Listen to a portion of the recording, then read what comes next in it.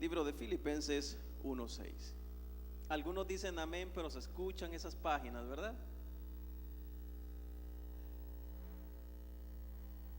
Vamos a esperar que ya no se escuchen ruidos.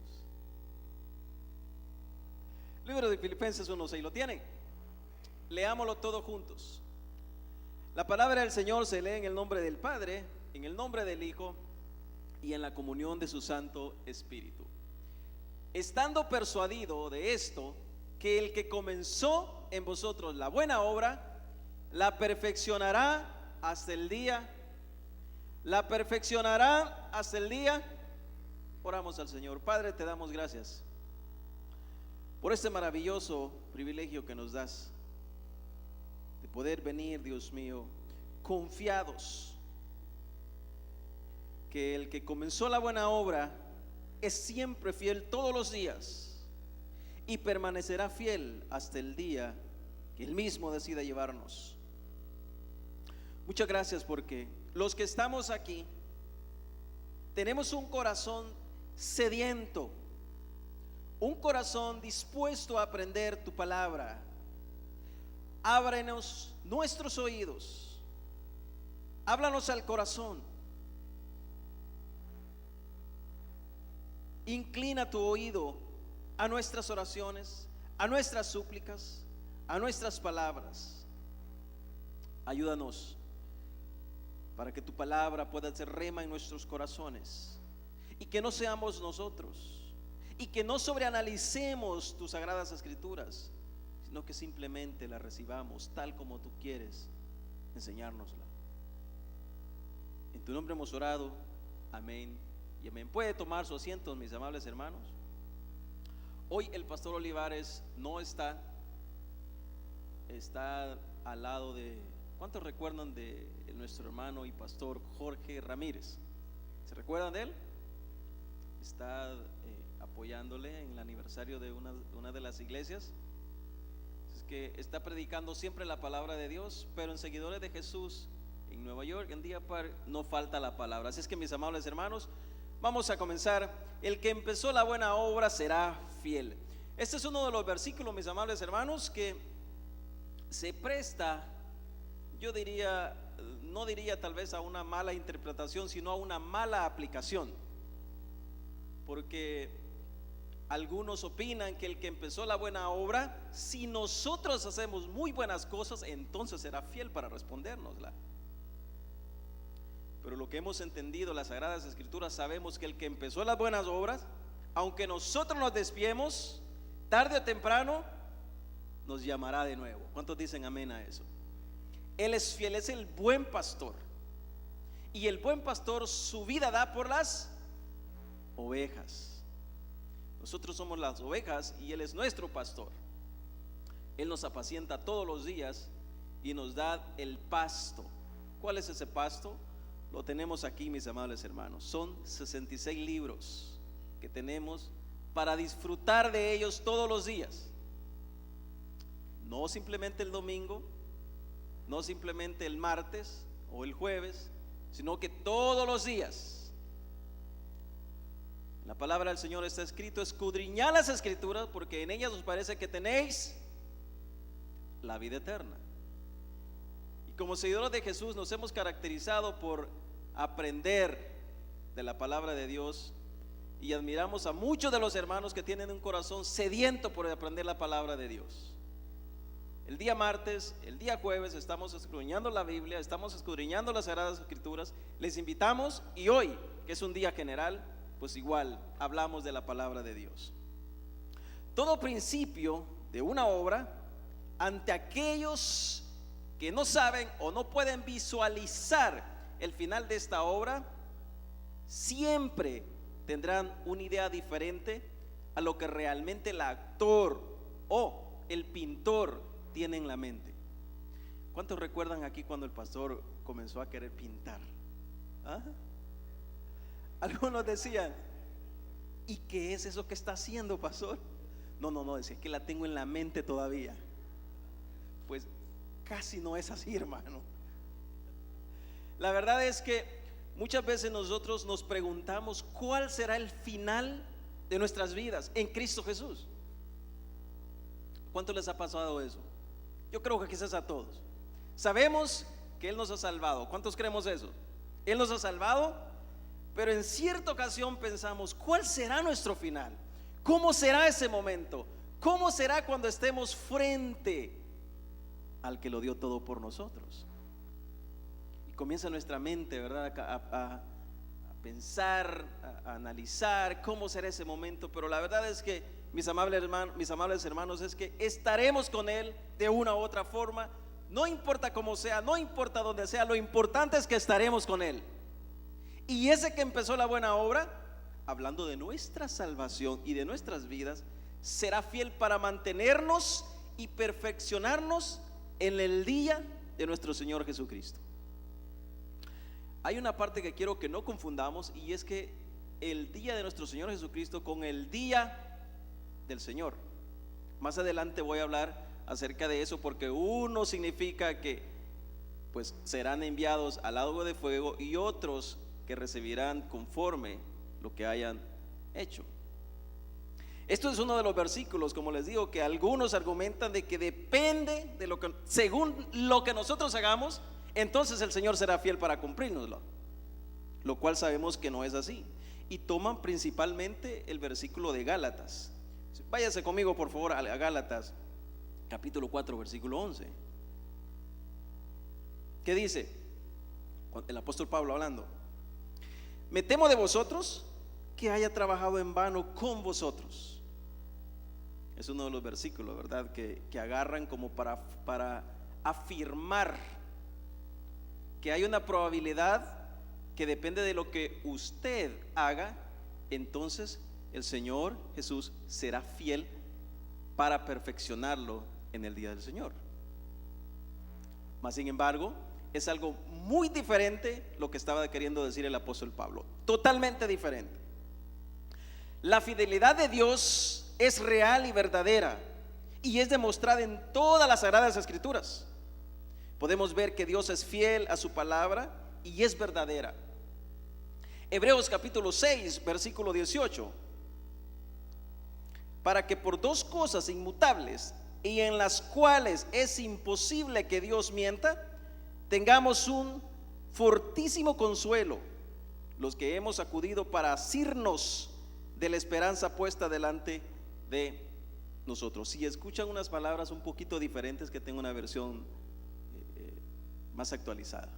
Así es que, mis amables hermanos, quiero que veamos dos cosas muy importantes acerca del por qué la fidelidad de Dios para con nosotros y el por qué Dios sigue siendo fiel para con nosotros. Se trata de la promesa número uno de Dios. Diga conmigo: la promesa de Dios y su juramento. Esas son las dos cosas inmutables, el por el cual Dios sigue siendo fiel para con nosotros. Seguirá siendo fiel aunque nosotros muchas veces nos desviemos un poquito, ¿verdad? Él sigue siendo fiel. Él seguirá siendo fiel porque Él es Dios y su palabra es verdad. Y Él no es hombre para que mienta, ni hijo de hombre para que se arrepienta. Lo que Él dijo se va a cumplir, y lo que se cumple es porque está escrito de la forma en que Él quiso escribirlo.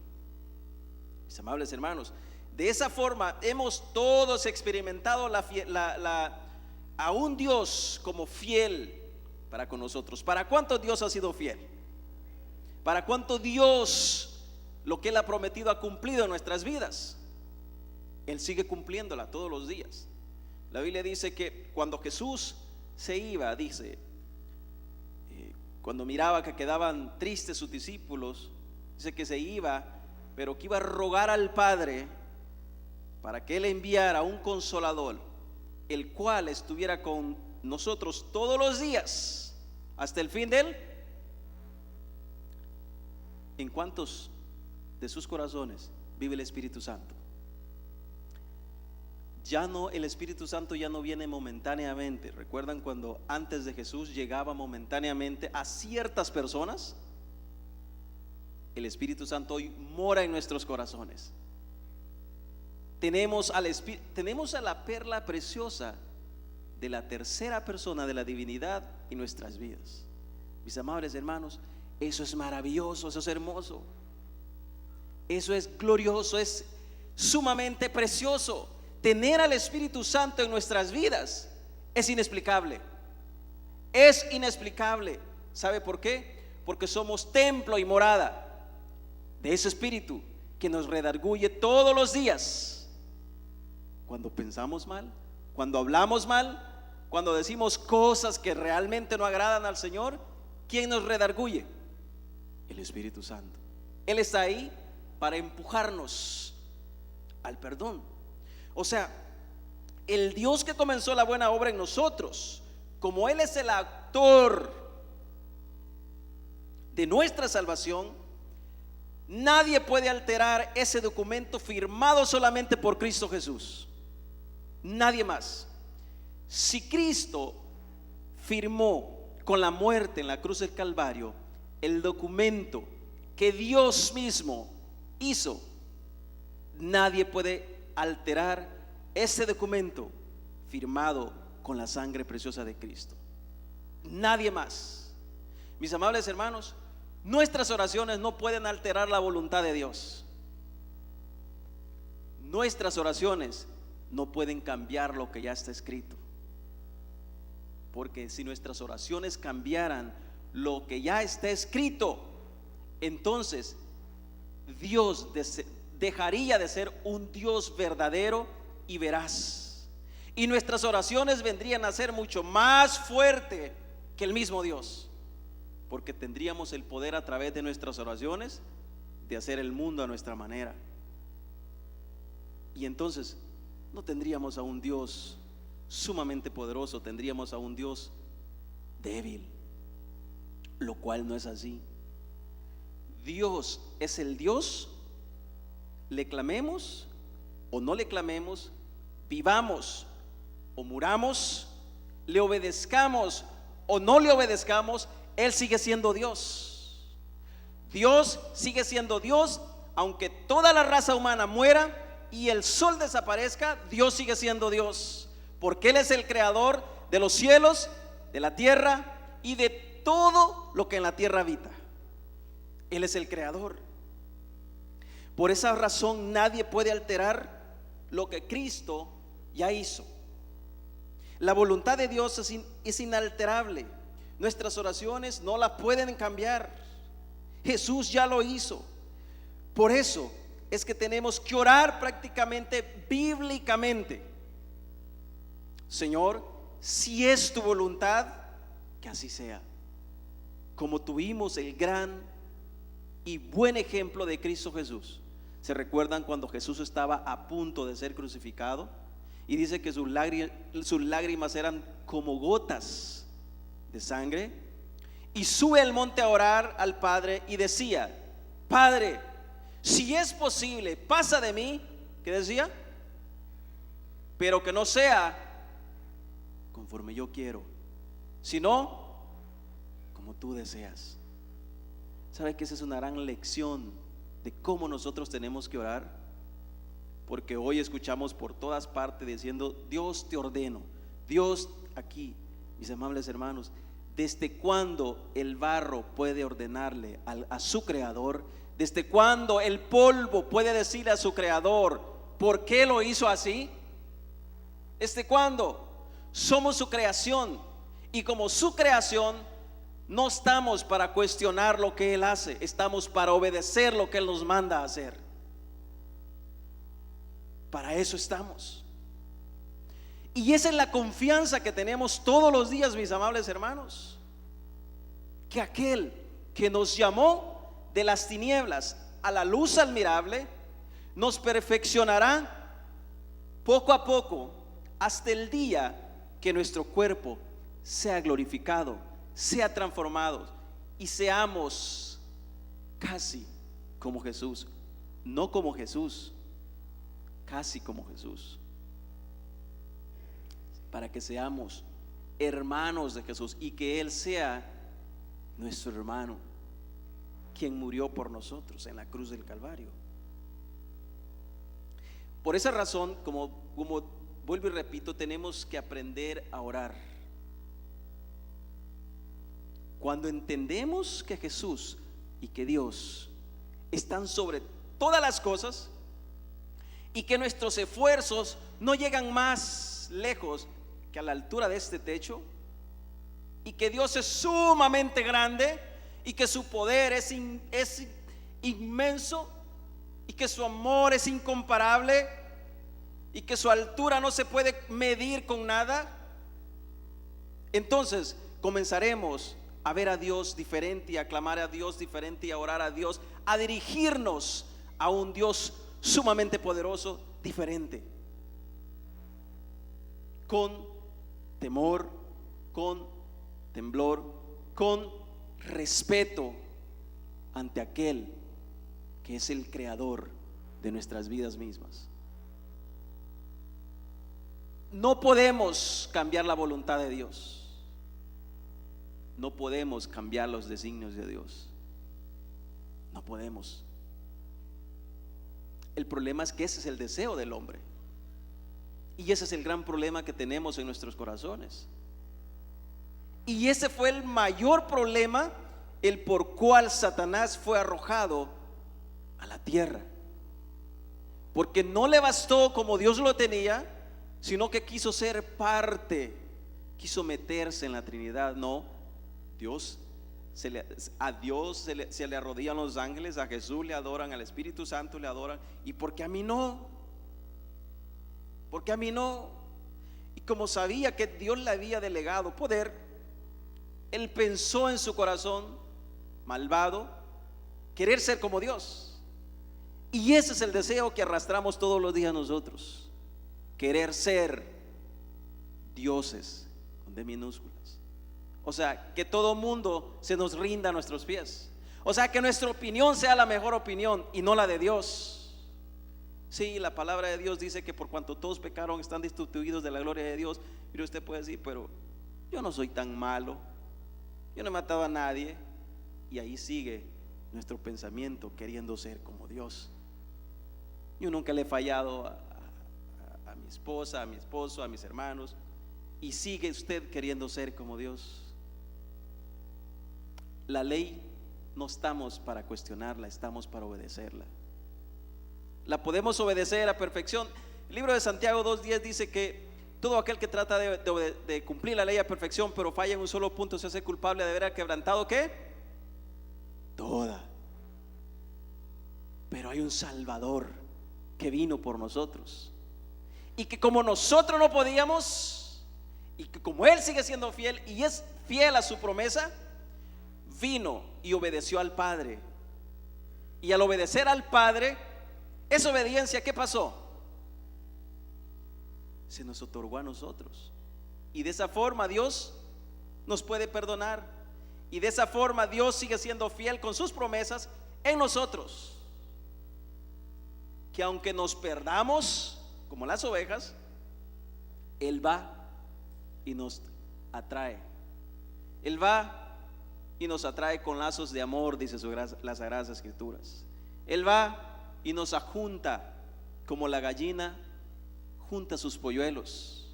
Él va y nos cubre con sus alas, nos protege del mismo Satanás, nos protege de todo lo malo y nos libra del infierno para que un día podamos estar con Él en las bodas. La promesa de Dios es en sí y esencialmente para salvación.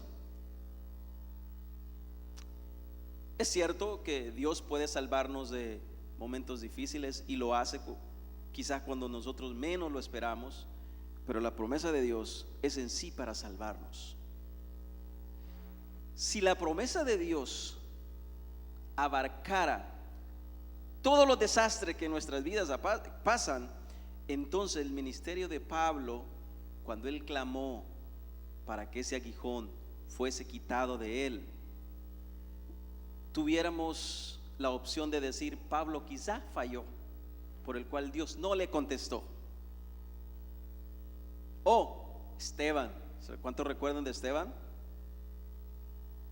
O de Juan, quien anunció el evangelio antes que Jesús, quien enderezó los caminos para que Jesús predicara.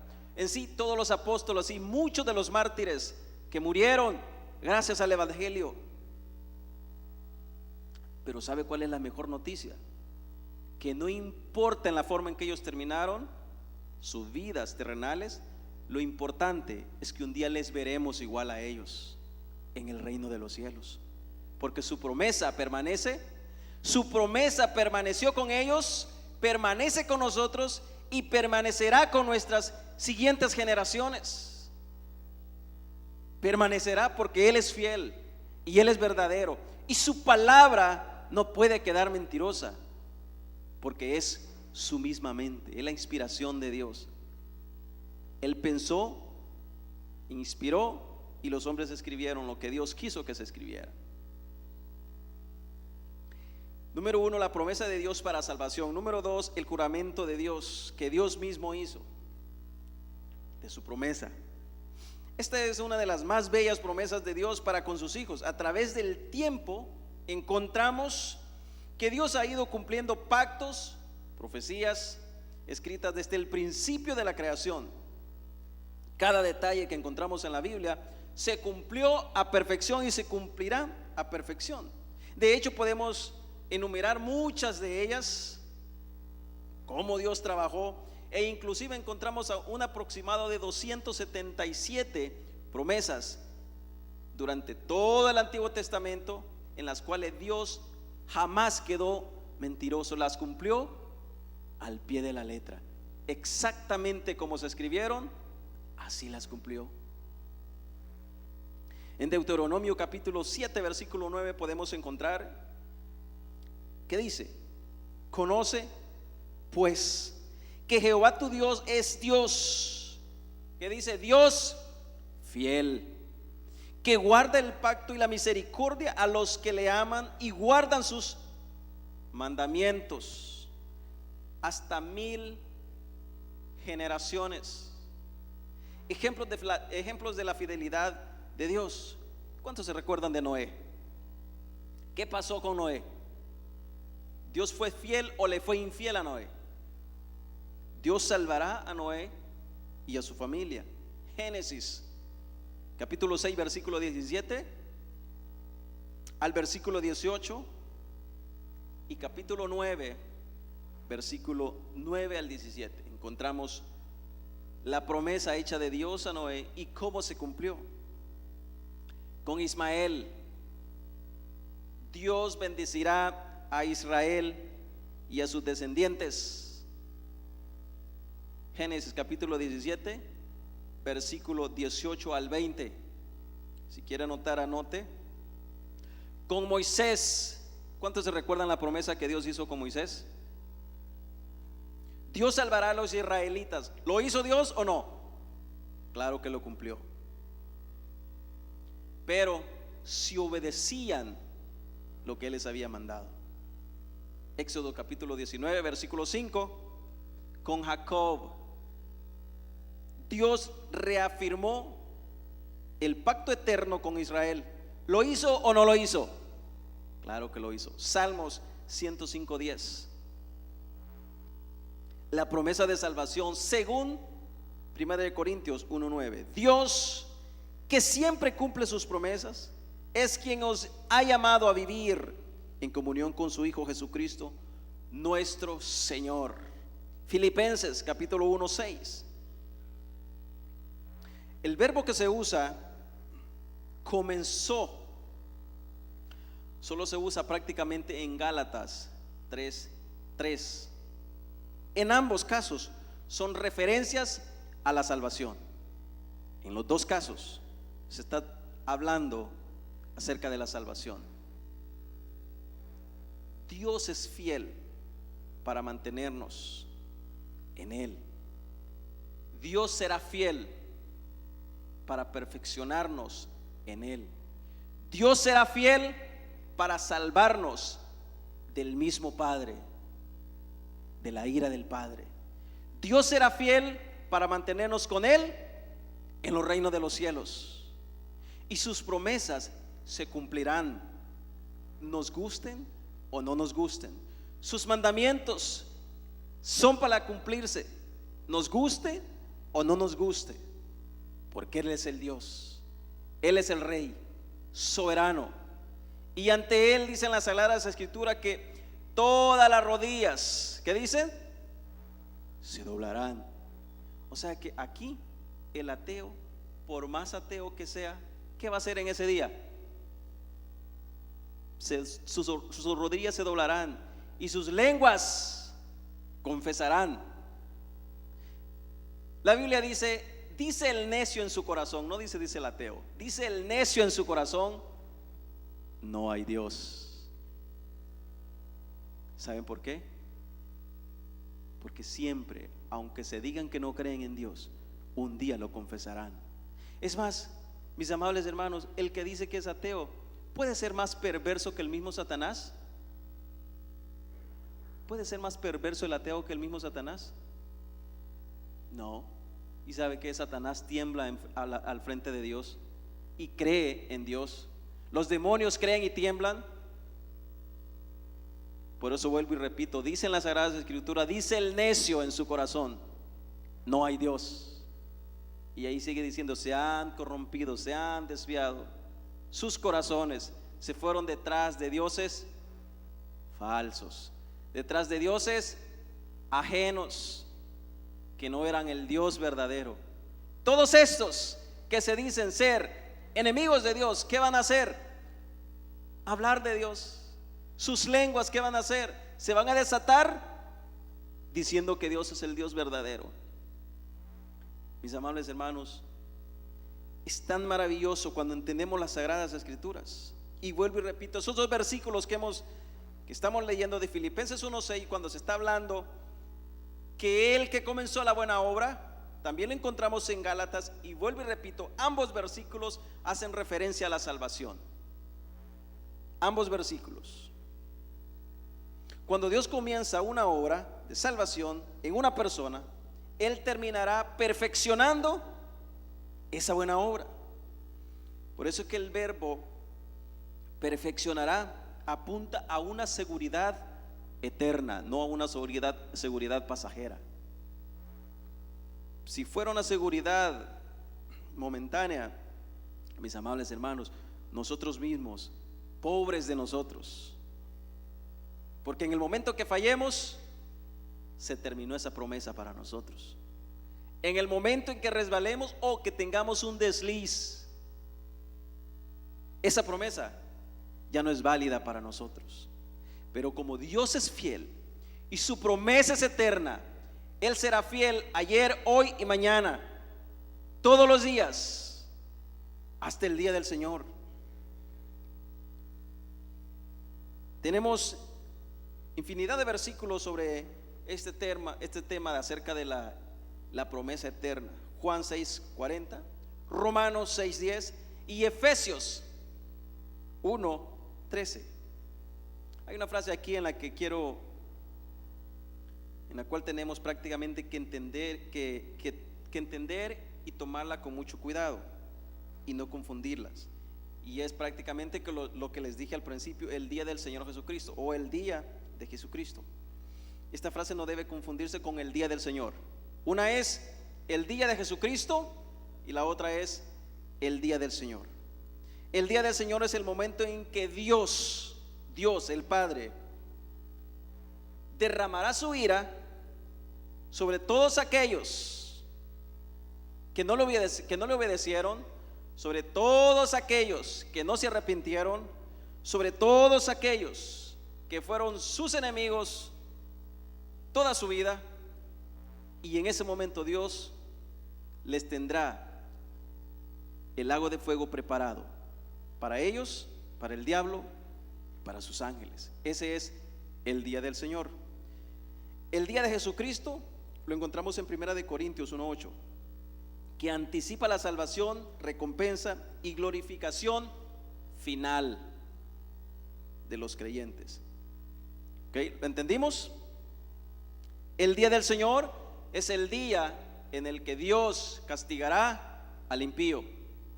El día de Jesucristo es el día en que Jesús dará recompensa de glorificación final a los creyentes justos, glorificados por el Padre mismo. Son dos frases que no podemos confundirlas, porque probablemente usted esté diciendo, estoy esperando el día del Señor, y como cristiano usted no está esperando el día del Señor, está esperando el día de Jesucristo. El día del Señor es el castigo, el día de Jesucristo es las recompensas de la glorificación final de los creyentes. Primera de Corintios 3:10 dice: yo soy el maestro albañil al que Dios permitió poner los fundamentos, y otro es el que está construyendo sobre ellos. Pero cada uno debe tener cuidado de cómo construye, pues nadie puede poner otro fundamento. ¿Cómo dice? Nadie puede poner otro fundamento que el que ya está puesto, Jesucristo. Sobre este fundamento se puede construir con oro, plata, piedras preciosas, o con madera, paja y cañas. Pero el trabajo de cada cual se mostrará claramente el día del juicio, porque ese día vendrá con fuego, y el fuego probará el valor del trabajo de cada uno. Si alguien construyó un edificio resistente al fuego, recibirá, ¿qué dice? Su pago. Pero si lo que construyó llega a arder, lo perderá todo, aunque él mismo logre salvarse como quien se escapa por fuego. O sea que raspadito, ¿verdad? Raspadito, pero nos salvaremos. Así que, mis amables hermanos, si nuestra confianza plena, puesta en Dios, en el Dios soberano, está en nuestras vidas y todos los días, ¿qué es lo primero que tenemos que hacer? Trabajar para el Señor, caminar para el Señor, hablar para el Señor. O sea, que todo lo que hagamos sea ¿para quién? Para glorificar al Dios, el creador de los cielos y la tierra. De esa manera tendremos y nos aferraremos a un Dios fiel, que no queda infiel a sus promesas o a su pacto, porque Él es el Dios de promesas. Y esa promesa que ha hecho de mantenernos fiel o de perfeccionarnos hasta el día de Jesucristo, la cumplirá. La cumplirá. ¿Saben por qué? Porque todos los días nosotros tratamos de obedecer a Dios, de ser más santos para con Él. Se puede decir, pero hermanos, somos santos. Sí, pero hay una responsabilidad en nosotros que se llama la santidad progresiva, que es a usted tiene que trabajar todos los días. Yo tengo que trabajar todos los días. Dos clases de santidad que los cristianos tenemos: la posicional y la progresiva. ¿En cuál estamos trabajando? En la progresiva, porque en la posicional no podemos. Es Dios quien nos salvó, nos separó para que hoy vivamos una vida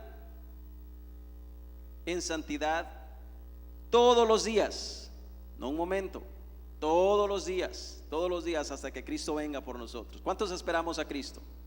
Eso es lo que todos los cristianos esperamos. Eso es lo que todos los creyentes anhelamos. Ese día maravilloso en el que Cristo vendrá, nos levantará y nos llevará con Él a vivir una vida eterna con Él. Jesús desde el comienzo, Jesús desde que comenzó la obra en nosotros, nunca ha dejado de trabajar, al igual que el Padre. Según Juan 5:17 dice, Jesús dijo: mi Padre hasta ahora, ¿qué dice? Trabaja. ¿Y qué más sigue diciendo? Y yo trabajo. Él sigue intercediendo por nosotros en frente del Padre. Él sigue intercediendo por cada uno de usted, cada uno de sus familiares, cada uno de aquellos que la sangre de Cristo ha sido eficaz en nuestras vidas? ¿Para cuántos la sangre de Cristo ha sido eficaz en nuestras vidas? Eso es de sumo gozo, eso es de suma alegría. Porque si la sangre de Cristo no ha sido eficaz en nuestras vidas, mis amables hermanos, necesitamos arrepentirnos, necesitamos nacer de nuevo, para que esa sangre pueda lavar nuestros pecados, pueda curar nuestras heridas, pueda vendarnos y pueda poner el bálsamo que calmará nuestro dolor. Es una seguridad que tenemos en Cristo, una seguridad plena, que el que comenzó esa obra en nosotros será fiel. Romanos 8:38, por lo cual estoy seguro de que ni la muerte, ni la vida, ni ángeles, ni principados, ni potestades, ni lo presente, ni lo porvenir, ni lo alto, ni lo profundo, ni ninguna otra cosa creada nos podrá separar del amor de Dios, que es en Cristo Jesús, Señor nuestro. Dele un fuerte aplauso al Señor. Vamos a orar. Padre, te damos gracias porque tus promesas son maravillosas, tus mandamientos son bellos.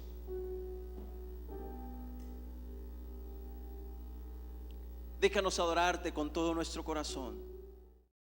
Romanos capítulo 3 versículos 19 al 26. Ahora bien, sabemos que todo lo que dice la ley, lo dice a quienes están sujetos a ella, para que todo el mundo se calle la boca y quede convicto delante de Dios. Por tanto, nadie será justificado en presencia de Dios por hacer las obras que exige la ley. Más bien, mediante la ley cobramos conciencia del pecado.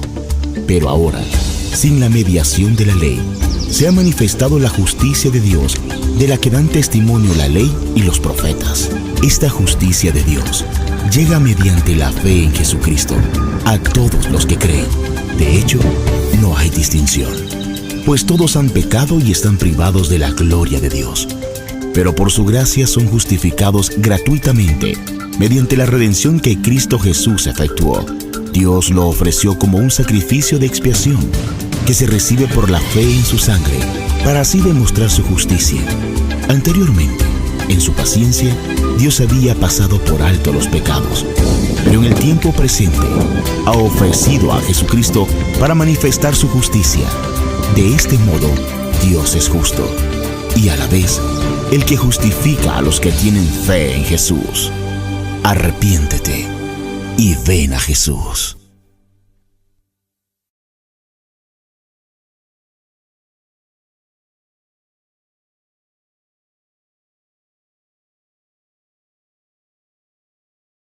Romanos capítulo 3 versículos 19 al 26.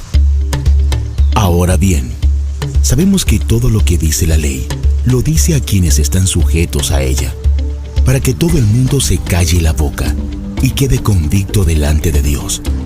Por tanto, nadie será justificado en presencia de Dios por hacer las obras que exige la ley. Más bien, mediante la ley cobramos conciencia del pecado. Pero ahora, sin la mediación de la ley, se ha manifestado la justicia de Dios, de la que dan testimonio la ley y los profetas. Esta justicia de Dios llega mediante la fe en Jesucristo a todos los que creen. De hecho, no hay distinción, pues todos han pecado y están privados de la gloria de Dios. Pero por su gracia son justificados gratuitamente mediante la redención que Cristo Jesús efectuó. Dios lo ofreció como un sacrificio de expiación que se recibe